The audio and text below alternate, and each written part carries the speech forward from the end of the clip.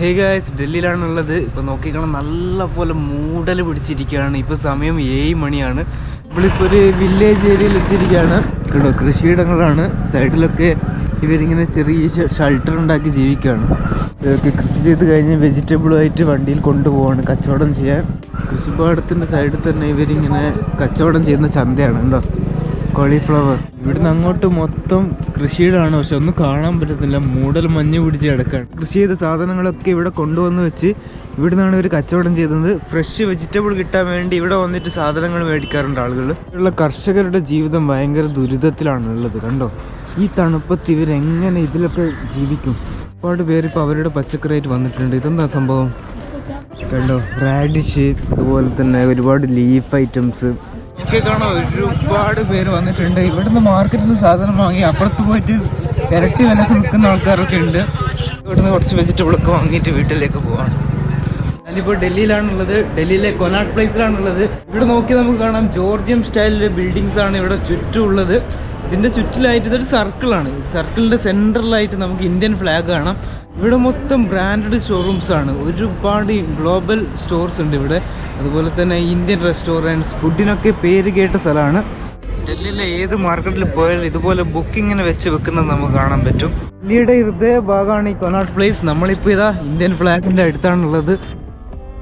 ഇവിടുത്തെ ഏറ്റവും വലിയ ഹൈലൈറ്റ് ആണ് ഈ ഫ്ലാഗ്. കൊനാട്ട് പ്ലേസിൻ്റെ സെൻറ്ററിലാണ് ഈ ഫ്ലാഗ് വരുന്നത്. നിങ്ങൾ കാർഡിൽ നോക്കി കാണാം, ഒരുപാട് ആൾക്കാർ ഫ്രണ്ട്സും അതുപോലെ കപ്പിളായിട്ടൊക്കെ വന്നിട്ട് ചില്ല് ചെയ്യുന്നത്. ഇവിടെ എന്തോ ഒരു ഇവൻറ്റ് നടക്കുന്നുണ്ട്. കണ്ടോ, ഇവിടെ എന്തോ സ്റ്റേജ് പരിപാടിയാണ്. നമുക്ക് എന്തായാലും അങ്ങോട്ട് പോയി നോക്കാം. ഈ ഒരു കൊനാട്ട് പ്ലേസിൽ നമുക്ക് പഴയ 4 തിയേറ്റർ ഉണ്ട്. ഇവിടുത്തെ പരിപാടി തുടങ്ങി. ഇനി എന്തായാലും നമുക്ക് കുറച്ചു നേരം പരിപാടി കാണാം.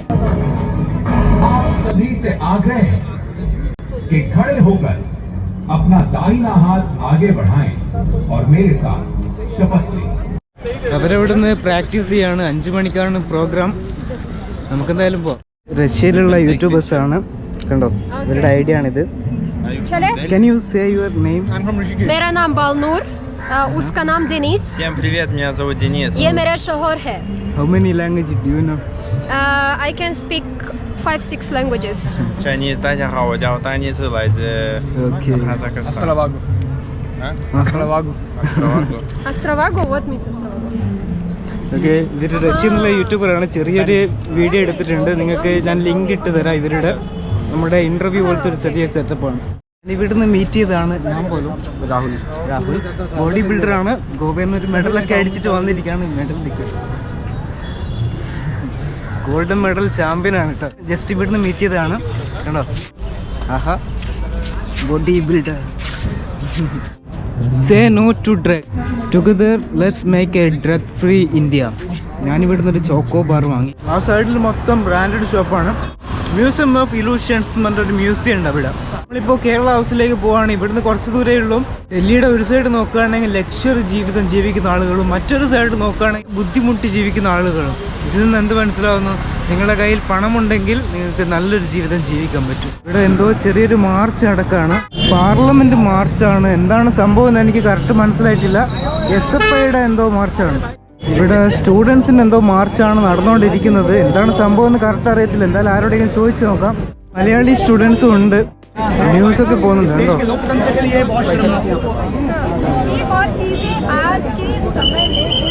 പോലീസൊക്കെ ഇവരൊക്കെ ക്ലിയർ ചെയ്തു. സ്റ്റുഡൻസിൻ്റെ മാർച്ചാണ്. മലയാളി സ്റ്റുഡൻസ് ഒരുപാടുണ്ട്.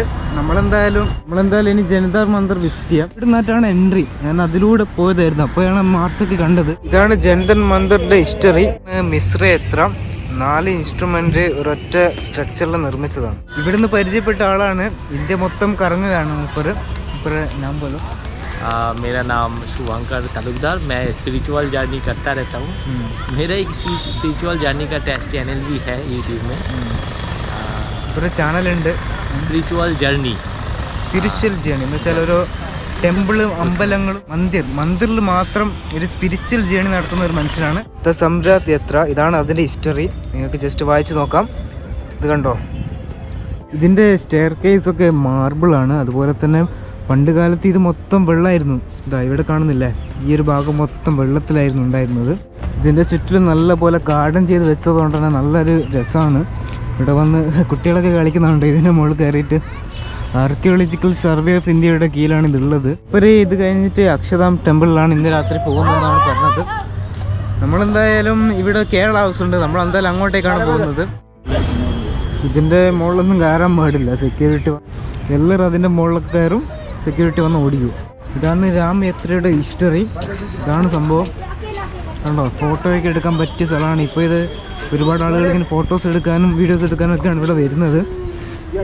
ഇത് കണ്ടോ, ഇതിൻ്റെ ഉള്ളിൽ കണ്ടോ,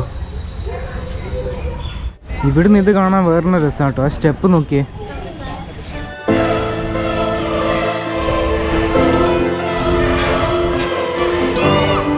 എന്തായാലും ഇനി ഇവിടുന്ന് പോകാം കേരള ഹൗസിലേക്ക്. ഭയ്യ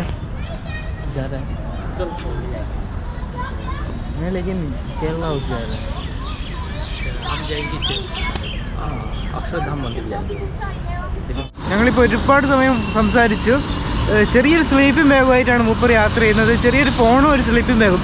ഇതിന് മുന്നേ ഫോണൊന്നും ഉണ്ടായിരുന്നില്ല, ഇൻസ്റ്റാഗ്രാമോ ഫേസ്ബുക്കോ ഒന്നും യൂസ് ചെയ്യുന്നില്ല.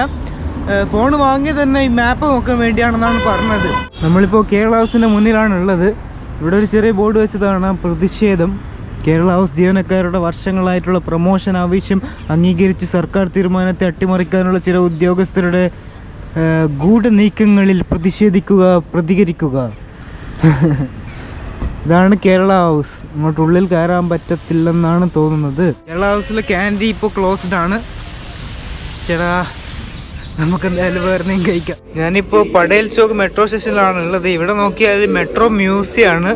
കണ്ടോ, ചെറിയ ചെറിയ മിനിയേച്ചർ ചെയ്ത് വെച്ച് എന്ത് രസമാണല്ലേ.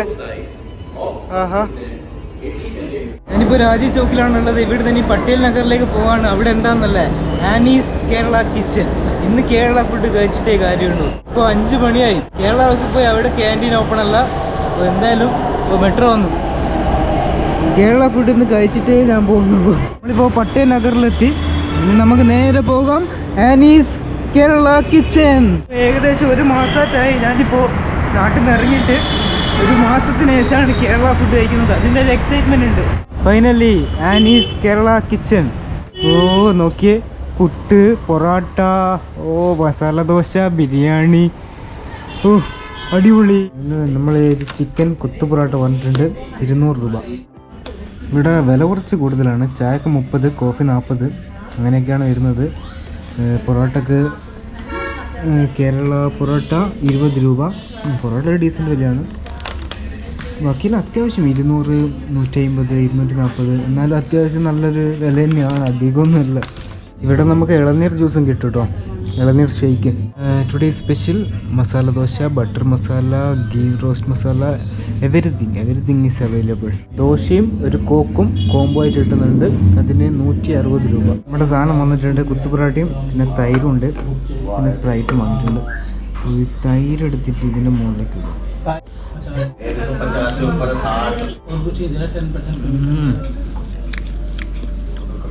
ഒരു രക്ഷയില്ല, ഞാൻ കഴിച്ചിട്ട്. ജാക്ക് ഫ്രൂട്ടും ഇളനീറും ഇപ്പം ഇല്ല, കാരണം തണുപ്പായതുകൊണ്ട് ഇപ്പം ഷെയ്ക്കൊന്നും ഇല്ല. കുത്തുപൊറോട്ട അടിപൊളിയായിരുന്നു. ഞാൻ എന്തായാലും ഇനി റൂമിലേക്ക് പോവാണ്. ഞാനിപ്പോൾ മെട്രോ സ്റ്റേഷനിലെത്തി. ഞാനിപ്പം ബ്ലൂ ലൈൻ തന്നെയാണ് ഉള്ളത്, അതുകൊണ്ട് ഒരുപാട് മെട്രോ മാറി കയറേണ്ട ആവശ്യമൊന്നുമില്ല. അപ്പോൾ ഇന്നത്തെ വീഡിയോ നിങ്ങൾക്ക് ഇഷ്ടപ്പെട്ടാൽ ലൈക്ക് ചെയ്യുക, ഷെയർ ചെയ്യുക. അടുത്തൊരു നല്ലൊരു വീഡിയോ കാണാം. See you guys. Bye bye.